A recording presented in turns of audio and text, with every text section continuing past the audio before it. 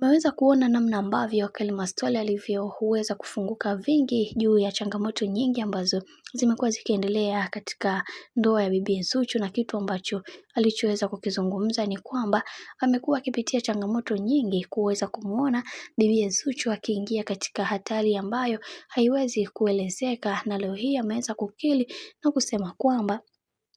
nina mengi ya kuzungumza, lakini wacha ninene kitu kimoja ambacho kitakachowasaidia watu wengine. Naona kuna baadhi ya watu wengi wamekuwa wakimsema Zuchu ni king'ang'a, ila mnachotakiwa kuweza kuelewa ni kwamba Zuchu ni moja kati ya mwanamke ambaye cha kwanza anajielewa na anajitambua na anajua thamani yake kwa kiasi kikubwa sana. Hivyo ifike kipindi huyu binti aweze kuheshimika kwa namna moja ama nyingine, kwa sababu kuna namna ambavyo amekuwa akipambana kuweza kuhakikisha kila kitu kinakwenda kuwa sawa. Yote ambayo yamekuwa yakitokea katika maisha yake, bado aliendelea kupambana kuweza kuhakikisha maisha yake yanakuwa katika misingi na mikakati iliyo bora. Na leo hii nataka niwaambie kwamba Zuchu amepitia changamoto nyingi sana kwenye mahusiano yake, hivyo kwenye hili ambalo linalotokea sasa hivi ni kawaida, na pia watu wengi tunatakiwa kuweza kujifunza kutokana na makosa ambayo watu wengi